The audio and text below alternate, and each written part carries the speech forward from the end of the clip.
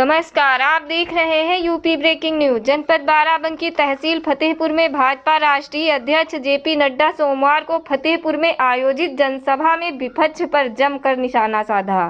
राष्ट्रीय अध्यक्ष ने विपक्ष पर निशाना साधते हुए कहा कि राम भक्तों पर गोलियां चलाने वाले अब मंदिरों में घंटे बजाने लगे हैं। साथ ही राष्ट्रीय अध्यक्ष ने मोदी योगी सरकार की उपलब्धियां गिनाकर कुर्सी विधानसभा से भाजपा प्रत्याशी साकेंद्र प्रताप वर्मा के लिए वोट मांगे। यूपी ब्रेकिंग न्यूज से शिवा वर्मा की रिपोर्ट। ताज़ा खबरों के लिए सब्सक्राइब करें यूपी ब्रेकिंग न्यूज।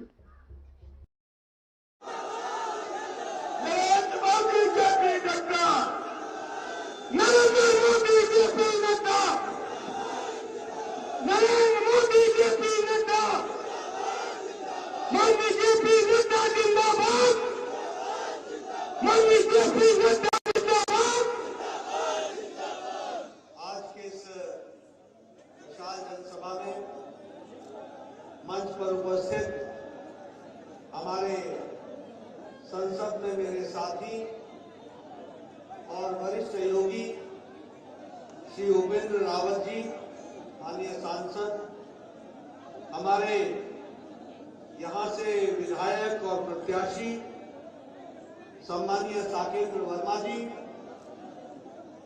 हमारे जिला के बहुत ही जुझारू अध्यक्ष श्री शशांक कुशवेश जी, हमारे बहन अर्चना मिश्रा जी, प्रदेश मंत्री भारतीय जनता पार्टी उत्तर प्रदेश, श्रीमती राजरानी जी, माननीय अध्यक्ष जिला पंचायत बाराबंकी, श्री छोटेलाल यादव जी, पूर्व विधायक, श्री शील रत्न मिहिर जी, जिला महामंत्री भारतीय जनता पार्टी, श्री ओम प्रकाश वर्मा जी, जिला के उपाध्यक्ष पिछड़ा मोर्चा के, हमारे सम्मानित मंच और यहाँ इतनी बड़ी संख्या में एकत्र आए मेरे जुझारू नौजवान साथी, मातृशक्ति, हमारे बुजुर्ग और फतेहपुर क्षेत्र के सभी सज्जन, देवियों और सज्जनों, मीडिया के मेरे साथी, प्रिंट मीडिया, इलेक्ट्रॉनिक मीडिया के मेरे साथी, मुझे आने में विलंब हुआ, इसके लिए मैं क्षमा चाहता हूं, लेकिन जो मुझे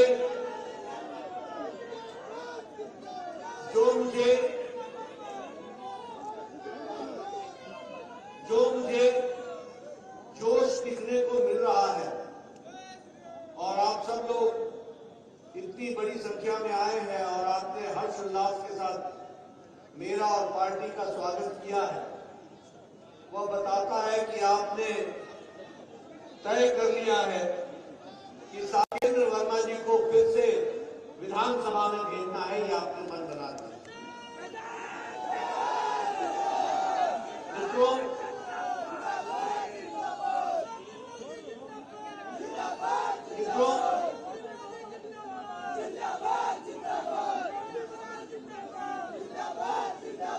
मुझे कहा गया, भैया थोड़ा मेरे को सुन लेना, आपका मैंने सुन लिया, अब आप मुझे सुन लो। मुझे कहा गया कि आप 10-15 मिनट में जल्दी से बोलिए, क्योंकि आपका हेलीकॉप्टर फिर उड़ जाएगा तो फिर दिक्कत आएगी।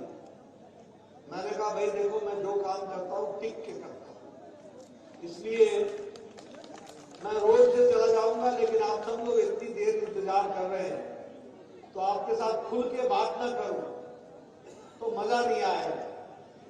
तो इसलिए आप इत्मीनान से बैठिए, मैं सारी बातें आपके साथ करने वाला हूं। मित्रों, ये चुनाव में हम साकेंद्र जी को विजय बनाने के लिए आप सब लोग लगे, हम सब लोग लगे, लेकिन हमको कुछ बातें ध्यान में रखना चाहिए। साकेंद्र जी को विधायक बनाना यही हमारा उद्देश्य नहीं है, ये हमारा माध्यम है। इनके माध्यम से मोदी जी के हाथ मजबूत करने हैं, देश सुरक्षित रखते हुए आगे बढ़ना है और योगी जी के नेतृत्व में उत्तर प्रदेश को एक लंबी छलांग लगाते हुए विकास के पथ पर आगे बढ़ना है, ये हमारा संकल्प है। और उसमें कुर्सी विधानसभा भी पीछे न रह जाए, इसकी हमको चिंता है। मित्रों, ये भारतीय जनता पार्टी की विशेषता है कि वह साधारण परिवार से आए हुए लोग एक भारत के प्रधानमंत्री बनते हैं, साधारण परिवार से आए हुए कोई राष्ट्रीय अध्यक्ष बनता है और साधारण परिवार से आए हुए साकेंद्र वर्मा जी भी आपकी सेवा के लिए तत्पर होकर के आए हैं। बाकी सभी पार्टियां परिवार की पार्टियां हो गई, प्रजातंत्र की नाम की चीज रह नहीं गई, कोई प्रजातंत्र के दृष्टि से काम नहीं होता। अब समाजवादी पार्टी के लोग बोलते हैं कि हमने विकास करना है, तो मैं उनसे पूछता हूं कि किसका विकास करना है? अपना विकास करना है, परिवार का विकास करना है, भाई बहन का विकास करना है, पत्नी का विकास करना है, परिवार का विकास करना है, या उत्तर प्रदेश की जनता का विकास करना है? तो उत्तर आता है कि उत्तर प्रदेश का विकास तो करेंगे योगी जी, हमें मौका मिलेगा यानी सपा को, तो हम सिर्फ परिवार का ही विकास को अपना विकास समझते हैं, ये हमको याद है। इससे ज्यादा क्या कोई विकास का मतलब नहीं। और देश के लिए बहुत बड़ा खतरा है मित्रों। मुझे गौरव है कि आज भारतीय जनता पार्टी अकेली पार्टी रह गई है जो राष्ट्रीय पार्टी। भाई आप लोग बैठ जाओ, बैठ जाओ भैया, बैठ जाओ, बैठो।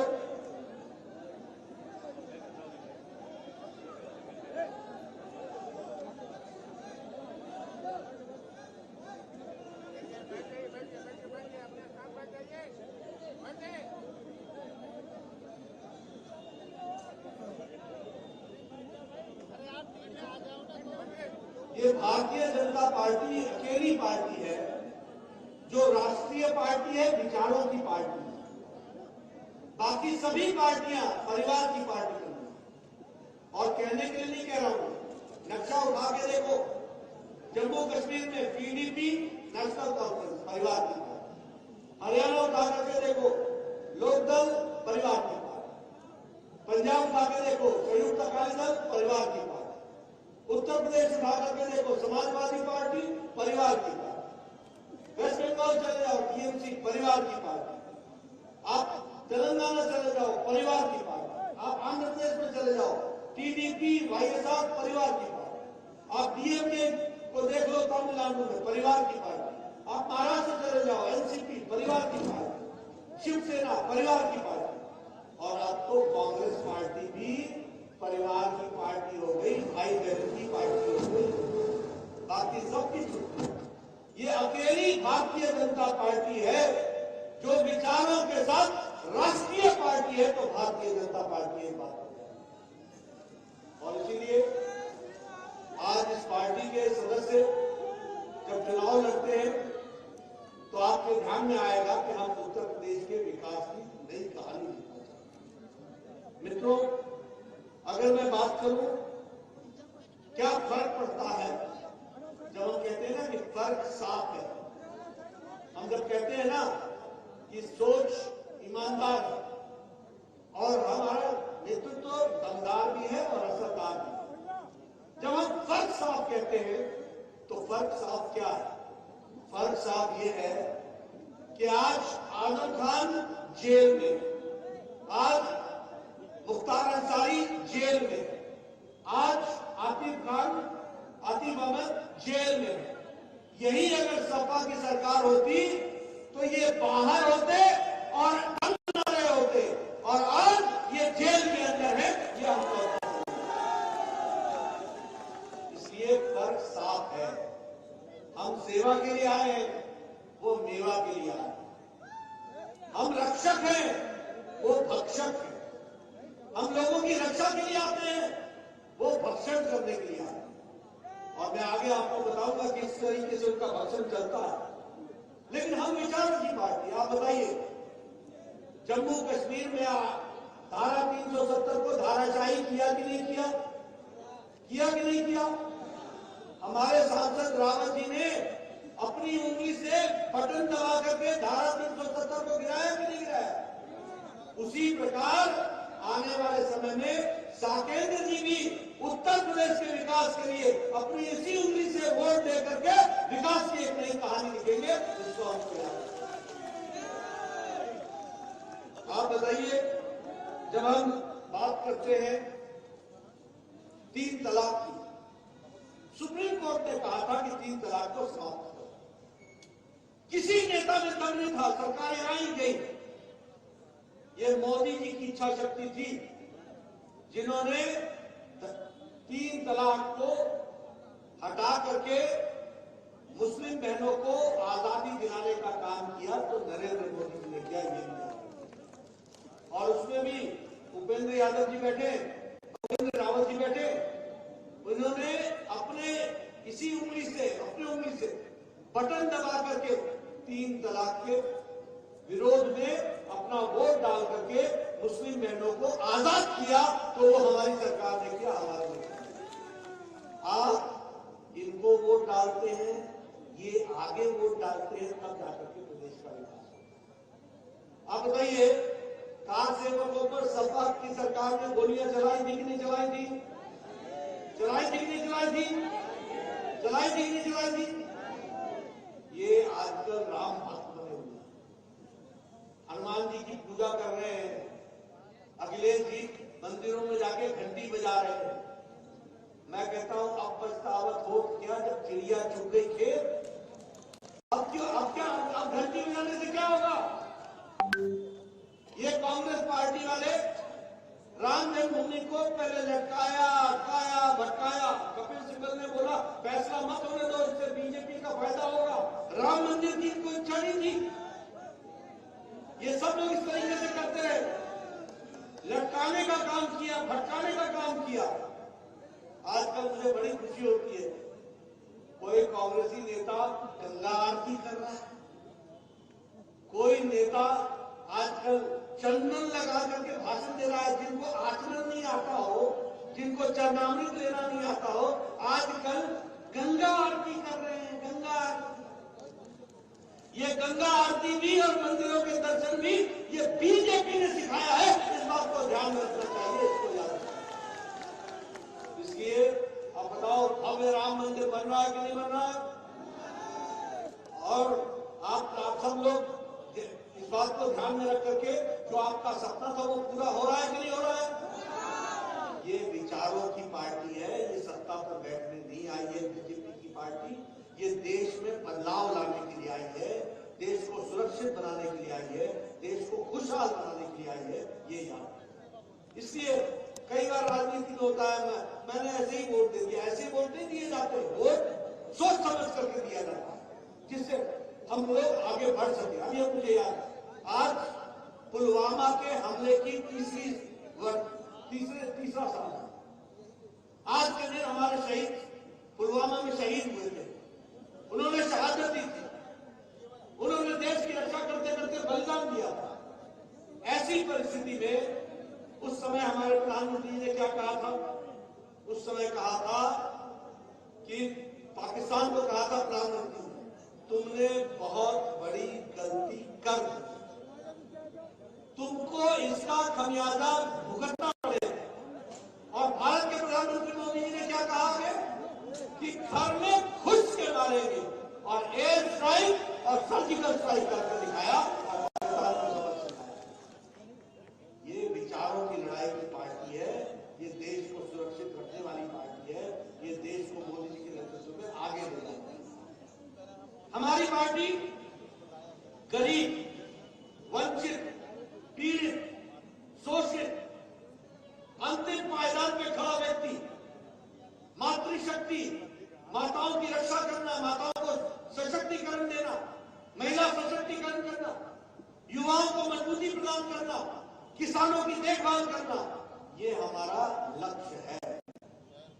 सपा की पार्टी आती है, तो वो किसी एक जाति विशेष की और धर्म विशेष की पार्टी है। बसपा की पार्टी आती है तो किसी जाति विशेष की बात करती है, लेकिन बीजेपी की सत्ता में आती है तो सबका साथ, सबका विकास, सबका विश्वास, सबका प्रयास नहीं करती। इसलिए मित्रों, और मैं कहने के लिए नहीं कह रहा, हर दृष्टि से जब मैं गरीबों की बात करता हूं तो मैं आपको याद दिलाना चाहता हूं, बताऊंगा कि जब कोरोना आया और लोग मोदी जी का उस समय मखौल उड़ाते थे कि ये जनधन के खाते खुलवा के क्या कर लेंगे, कौन सा अंतर आएगा जनधन के खाते खुलने से। जब कोरोना आया और लॉकडाउन लगा तो न पोस्ट ऑफिस खुला था, न पोस्टमैन मिला, न मनी ऑर्डर मिला, लेकिन मोदी जी ने 20 करोड़ बहनों के खाते में 3 महीने के लिए 500 रुपए पहुंचा करके महिला सशक्तिकरण का। उसी तरीके से अगर हम देखें प्रधानमंत्री आवास योजना, पक्के मकान बनाना, और पक्के मकान बनाने की दृष्टि से अभी तक 1,76,00,000 मकान बने हैं और उत्तर प्रदेश में 40 लाख मकान बनाए गए हैं जो पक्के हैं। और ये मकान ही नहीं है, इसमें शौचालय अलग है, रसोई घर अलग है, गैस का कनेक्शन अलग है, सोने का कमरा अलग है, बाहर अहाता अलग है। ये सब कुछ के साथ बनाया हुआ पक्का मकान 40 लाख 42 लाख उत्तर प्रदेश में और 1,76,00,000 और अगले साल इसको लगभग 7 लाख मकान बनने वाले हैं और 48,000 करोड़ रुपए खर्च होने वाला है। और सबसे खुशी की बात है कि इस घर का मालिक नहीं होगा, इस घर का मालिक मालकिन होगी, महिला सशक्तिकरण होगा, घर की मालकिन बनेगी। ये अंतर है। उसी तरीके से आप बताइए, SC ST का रिजर्वेशन 10 साल बढ़ाया कि नहीं बढ़ाया? ओबीसी को, पिछड़ा वर्ग को संवैधानिक दर्जा दिया कि नहीं दिया? पिछड़ा वर्ग कमीशन को हमारे गरीब किसी भी जाति के हो उनको 10% का आरक्षण दिया कि नहीं दिया? ये सबका साथ, सबका विकास, सबका विश्वास, इस बात को लेकर के चलने वाली हमारी पार्टी ने इस काम को आगे बढ़ाने का काम किया। मित्रों, मैं पूर्व में स्वास्थ्य मंत्री रहा, मोदी जी के आशीर्वाद से उनकी योजना आयुष्मान भारत को लागू करने का मौका मिला। आज से 5 साल पहले किसी गरीब के घर में किसी को कैंसर हो जाए, किसी गरीब के घर में किसी को दिल की बीमारी हो जाए, किसी गरीब के घर में किडनी का ऑपरेशन कराना पड़े तो घर बिक जाता था, और घर ही नहीं बिकता था, खेत भी बिकता था। और मुझे याद है, ये MP साहब लोग ये प्रधानमंत्री के पास प्रधानमंत्री राहत कोष से पैसे मांगने के लिए आया। क्यों राहुल जी बोल रहा हूं? 500 लोगों को इन्होंने दिया, ये राहत मांगते थे। मोदी जी ने 50 करोड़ की जनता, यानी भारत की 40% की आबादी, यानी दुनिया का सबसे बड़ा स्वास्थ्य का भी योजना, इस योजना के तहत 50 करोड़ लोगों को गंभीर बीमारियों के इलाज के लिए हर साल 5 लाख रुपए का प्रति परिवार की व्यवस्था की है। 5 लाख रुपए की व्यवस्था। ये दुनिया का सबसे बड़ा हेल्थ कवर है। और उत्तर प्रदेश में भी इसमें हमारे लोग बड़ी संख्या में 6 करोड़ 50 लाख लोगों ने इसका लाभ लिया। 6 करोड़ 50 लाख लोगों ने उत्तर प्रदेश में लाभ लिया। मित्रों, यह गरीब की बदलती तस्वीर के बारे में हम आपके सामने रखना चाहते हैं। उसी तरीके से अगर मैं बात करूं, लगभग 11 करोड़ 10 करोड़ गैस के कनेक्शन दिए गए, जिसमें 1.5 करोड़ के कनेक्शन इसी आपके उत्तर प्रदेश में दिए गए हैं। उसी तरीके से 11 करोड़ जहां शौचालय बने, उस 11 करोड़ में लगभग यहां पर उत्तर प्रदेश के अंदर 1 करोड़ 95 लाख शौचालय यहां बने हैं। यानी महिलाओं का सशक्तिकरण किया गया, ये भी हमको याद रखना है। 2 all India institute of medical sciences खुले, एक मेडिकल यूनिवर्सिटी आई है, एक मेडिकल यूनिवर्सिटी के साथ साथ एक आयुष यूनिवर्सिटी भी आई है। जब मैं स्वास्थ्य मंत्री बना था तो उत्तर प्रदेश 22-23 करोड़ की जनसंख्या और आपके यहाँ 15 मेडिकल कॉलेज थे। आज 59 मेडिकल कॉलेज मोदी जी ने खोल करके उत्तर प्रदेश को दिया है। उसी तरीके से जेवर का एयरपोर्ट दिया है। नई नई तरीके से विकास की योजनाएं बनाई जा रही है। उसी तरीके से Purvanchal expressway, Gorakhpur link way, Bundelkhand link way, हर एक तरीके से गंगा एक्सप्रेसवे। और मैं सब लोगों को कहता हूं कि ये सड़क नहीं है, ये विकास की गंगा है, एक विकास की नई कहानी लिखता है। इसको भी हमको ध्यान रखना।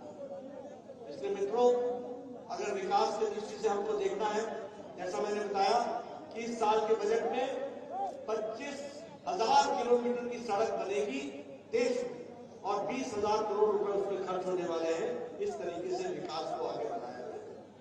उत्तर प्रदेश में ही केन बेटवा योजना के तहत 62 लाख लोगों को पीने के पानी को उपलब्ध कराया जा रहा है। भैया बैठ जाओ, वो कैमरा मैन भैया बैठ जाओ।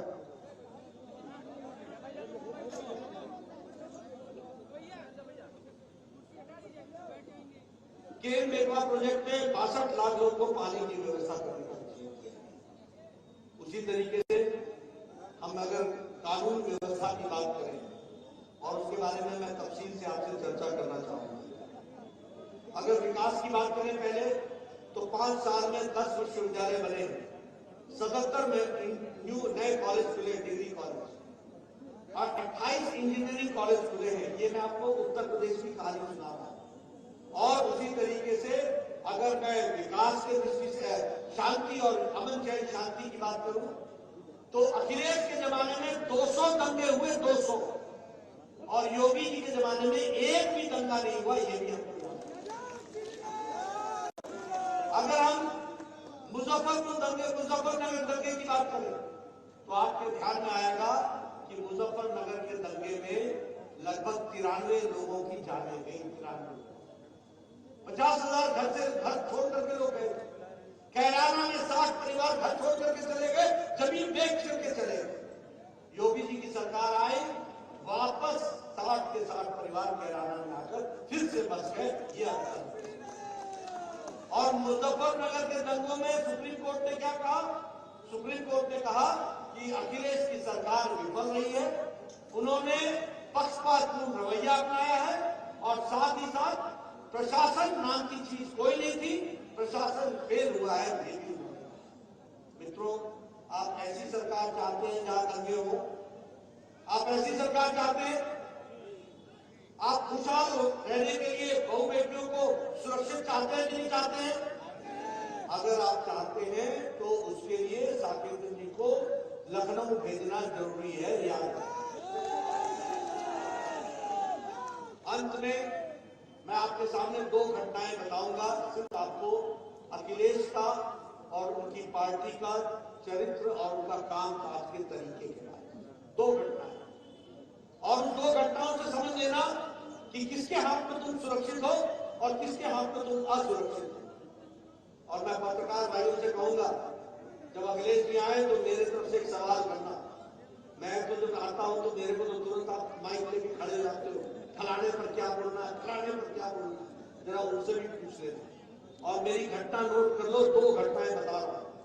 एक घटना है गोरखपुर गोलघर बम ब्लास्ट, 22 मई 2007। सीरियस ब्लास्ट हुआ था, लोग मारे गए, और इस मारे गए लोगों में यूपी पुलिस कुछ नहीं कर पाई। एनआईए ने हरकत अल इस्लाम यूनियन और इसके साथ साथ इंडियन मुजाहिदीन के 2 लोगों को पकड़ा। एक का नाम था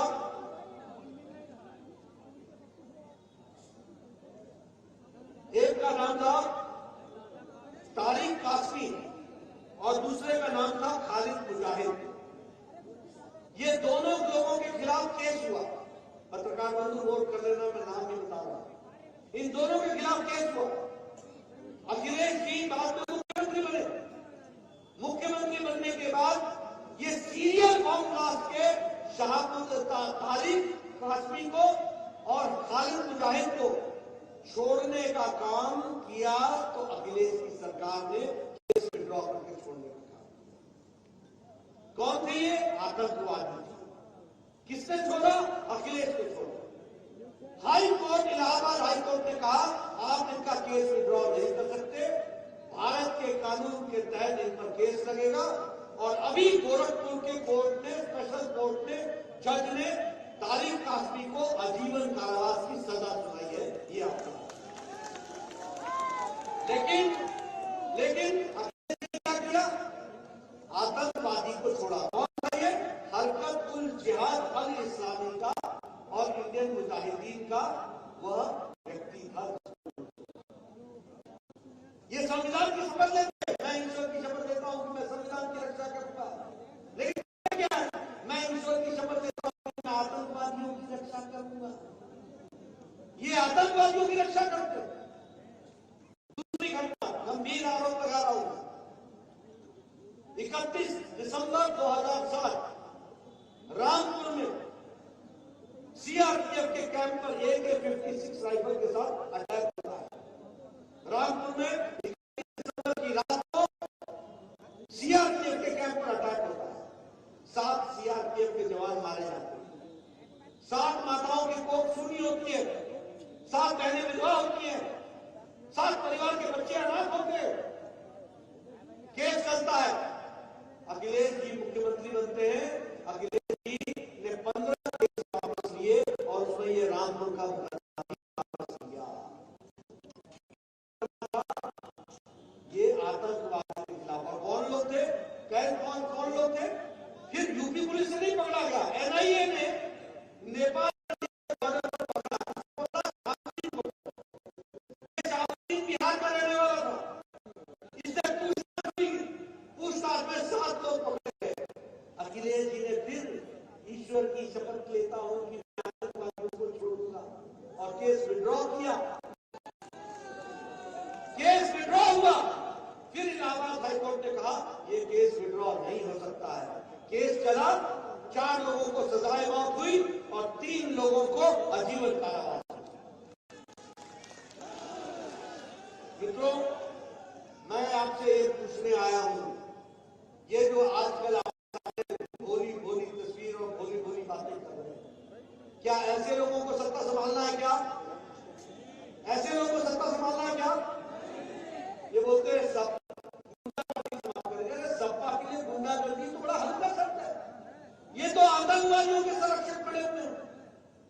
ये तो जो देश के साथ द्रोह करते हैं उनके संरक्षक हैं। मेरा आरोप है ये चुनाव सिर्फ साकेंद्र जी का चुनाव नहीं है। ये चुनाव उत्तर प्रदेश को शांति की ओर ले जाने का योगी जी के माध्यम से और मोदी जी के आशीर्वाद से।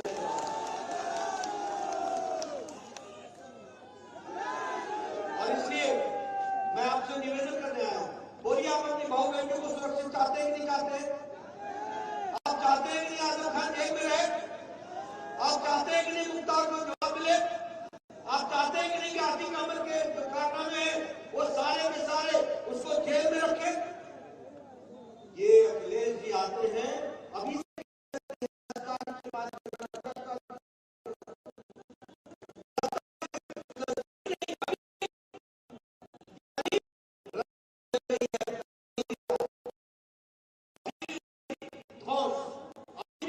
योजना।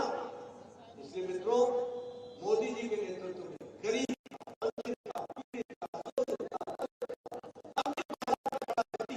युवाओं का, महिलाओं का, किसानों का भला हो रहा है तो वो मोदी जी के नेतृत्व में हो रहा है और अक्षरशः योगी जी उसको लागू कर रहे हैं।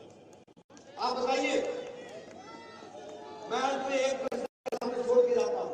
बताओ, मोदी जी ने और योगी जी ने टीकाकरण करके कोरोना से आप लोगों को बचाया कि नहीं बचाया?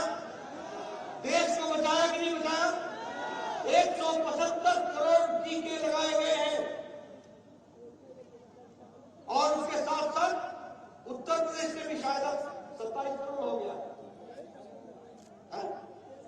28 करोड़ की टीके लगाए, हर को सुरक्षित किया। और जब ये टीके, मैं तो इसका टीका जापान में 1950 में आ गया था,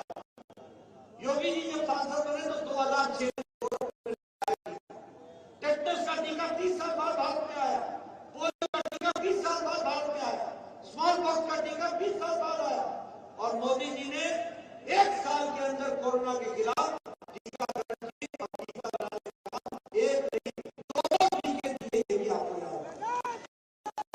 और जब टीका लगाने की बारी आई तो अखिलेश बाबू ने क्या बोला, ये मोदी टीका है, ये बीजेपी का टीका है, इसको मत लगाना। आजकल वही टीका लगा करके घूम रहे हैं। मैं पूछता हूं कैसा लगा बिना इस मोदी टीका? अभी 10 तारीख को 10 तारीख को असल टीका लगेगा। लेकिन इन लोगों की नीयत देखो, एक तरफ देश मुसीबत में था, एक तरफ उत्तर प्रदेश मुसीबत में था, टीकाकरण होना था, तो लोगों को गुमराह करने का काम किया। तो अखिलेश ने किया, उसकी पार्टी ने किया, उनके लोगों ने किया। मैं चाहूंगा पत्रकार मित्रों, जब वो आते हैं तो उनसे पूछना कि तुमने मोदी टीका कहा था कि नहीं कहा, तुमने बीजेपी का टीका कहा था कि नहीं कहा, तुमने कहा था कि बिना ट्रायल के टीका लगाया जा रहा है। आज तीसरी वेव आकर के जा रही है। इलेक्शन कमीशन ने भी चुनाव में छूट बढ़ाई है। इसका मतलब है कि इस टीकाकरण के कारण देश बच गया, सुरक्षित हो गया, मोदी जी के कारण सुरक्षित हो गया। इसलिए मित्रों, काम करने वालों के अंदाज कुछ और होते हैं और राजनीति करने वाले लोगों के अंदाज कुछ और होते हैं। राजनीति करने वाले लोग छाती के साथ समझौता करते हैं, धर्म के नाम पर समझौता करते हैं, आतंकवादियों से समझौता करते हैं, गुंडाओं के साथ समझौता करते हैं, माफिया के साथ समझौता करते हैं। और जो प्रदेश की सेवा के लिए निकलते हैं वो मोदी जी के नेतृत्व में और योगी जी के साथ सबका साथ, सबका विकास, सबका विश्वास, सबका प्रयास, इस काम के साथ उत्तर प्रदेश को आगे ले चलते हैं। इसको मैं फिर से आपसे निवेदन करने आया हूँ। साकेंद्र भाई हमारे बड़े पुराने साथी हैं, इनको एक बड़े साधारण परिवार से आए हुए और सबका साथ, सबका विकास, सबका विश्वास मंत्र को लेकर चले। बोलिए, इनको आप पूरा समर्थन देंगे कि नहीं देंगे? देंगे कि नहीं देंगे? उधर पीछे से आवाज आए, समर्थन मिलेगा कि नहीं मिलेगा? आप सब लोग इनको समर्थन दें और भारतीय जनता पार्टी को आगे बढ़ाएं। आप सबका बहुत बहुत धन्यवाद। युवा साथियों का विशेष करके धन्यवाद, जिन्होंने जोश भी बनाए रखा और होश भी रखा। बहुत बहुत धन्यवाद। जय भारत, जय उत्तर प्रदेश।